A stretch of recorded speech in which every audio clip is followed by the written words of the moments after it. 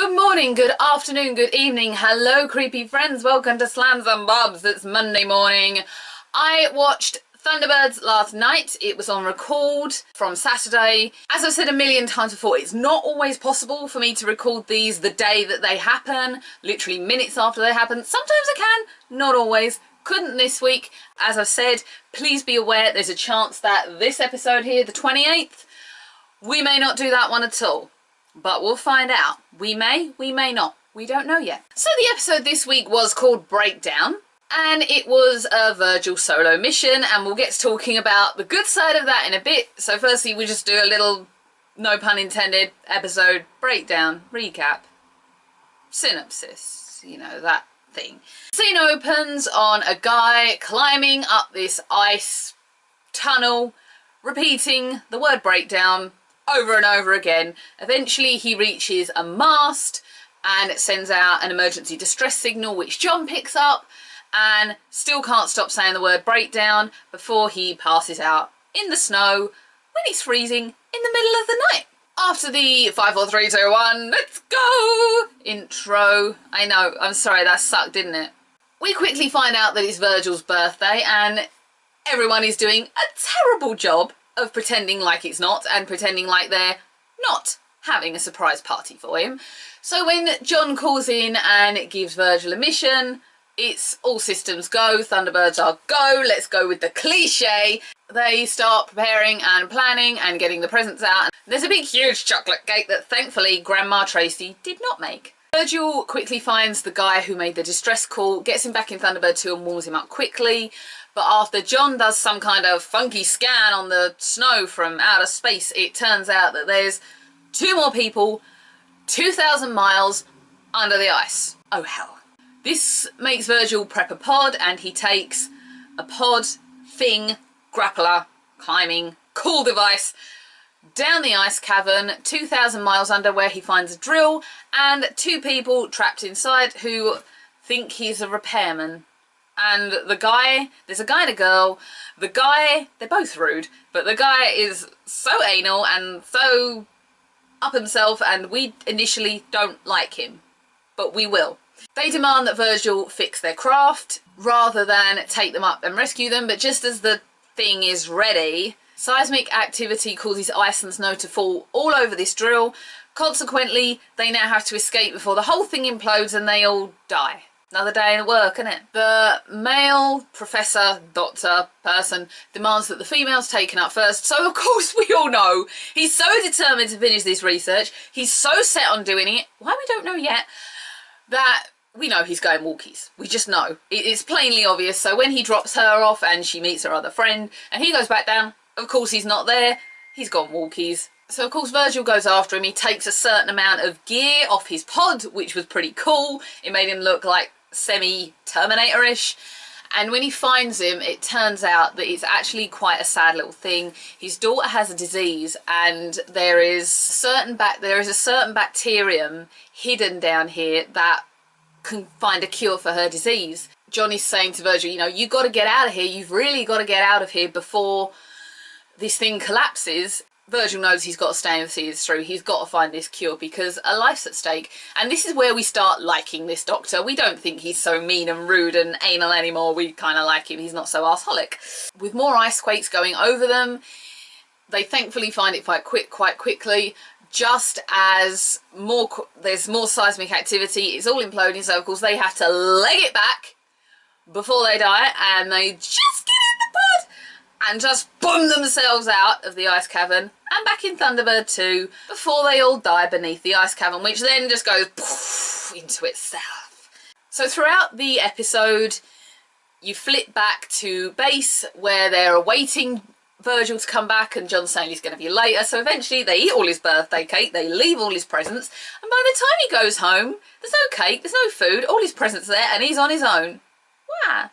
But when he gets a call later from the doctor who says this bloody fly, he didn't say that, when he says that his daughter has the bacterium and they've definitely found a version of a cure, it makes it all worthwhile for him, and that sends him home happy, that leaves us happy, and lovely end to the episode. So there's one thing I said on last week's episodes that I'm actually going to rephrase. When I say I want to see The phrase international rescue said, I know John said it in like the first episode, I need the actual rescuee, I'm going to say, to call up and go calling international rescue, because for me that is one of the staple pieces of the original series. It is one of the things we knew it best for, one of the phrases beyond the 5, 4, 3, 2, 1 and Jeff saying Thunderbirds are go.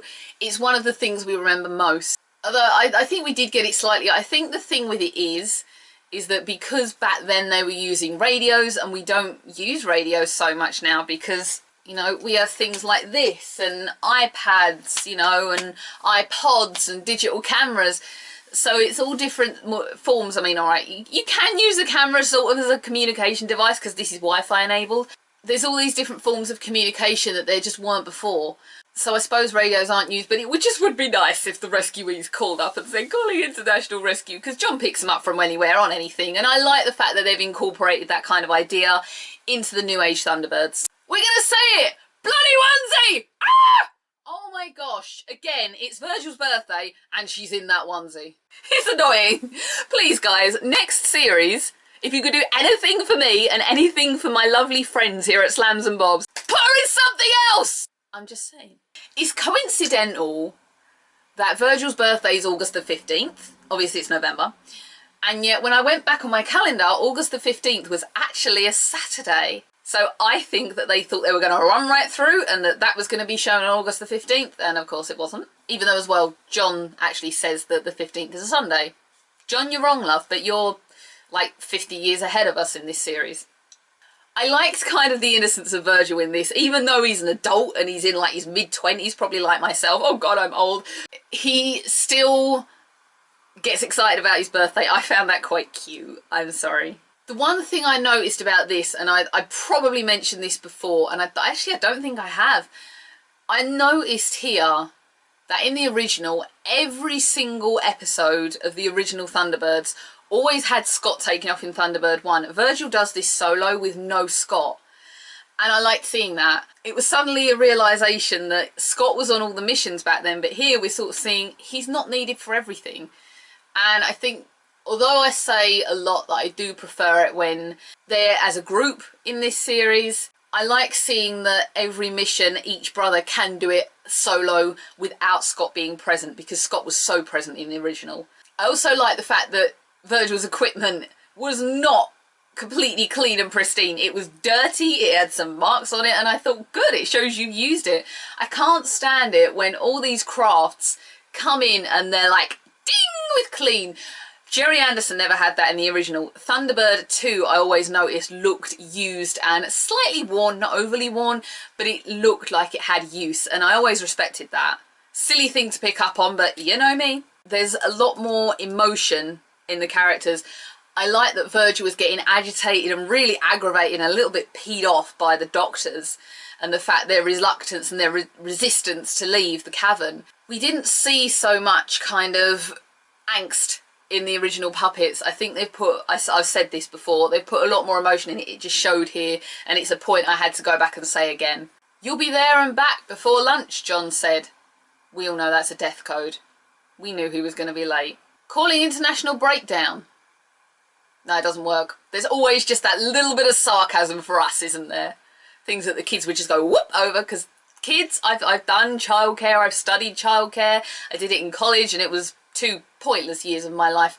They don't actually get sarcasm until they're sort of in double figures, bless them.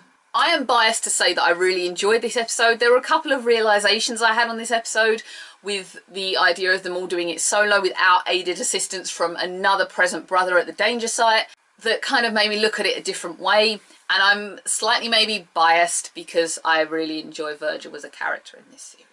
He's fun, and he's got a cuteness about him. I think he's a bit more daredevilish than every other brother as well. And that as a whole was Breakdown. It was a good episode. I definitely preferred it to last week's, even though I knew later on that there were sort of Space 1999 references with Shadow Alpha 1. I knew that meant something. Did I not say that meant something?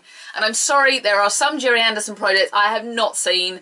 There's one I've seen from Gerry Anderson's, the Gerry Anderson shop, and I want to say it's the bellboy. I'm going to put the name of it down here.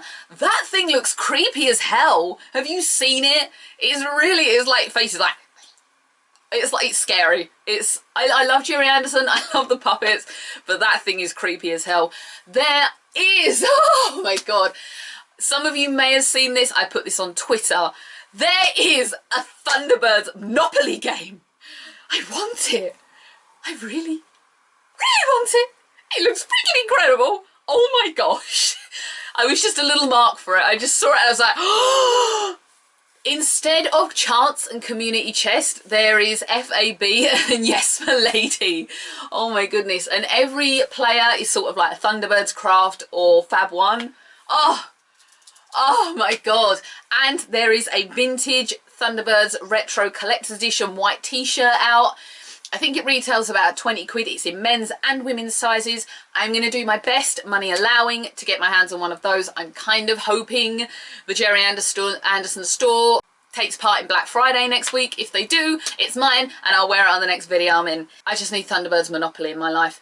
There is as well, if you're watching this before Tuesday the 17th, Kickstarter and the whole project as a whole is allowing you to pre-order Thunderbirds 1965 for release. They're doing this on Blu-ray and DVD, 25 and 35. You know which is which. I do not know the official release date. I have asked, but they haven't got back to me yet. So keep watching for that. We're looking forward to 1965 and we're looking forward to next week's CGI Thunderbirds Argo. Thank you for being here, everyone. If you would like to subscribe, please do. If you would like to follow Instagram or Twitter, please do. I am trying to do more on Twitter. I'm trying so hard. Please bear with me. I just forget things. I mean, I don't even post that much on my own Facebook anymore. I've said that before. I just copy links and share links. That's all I do.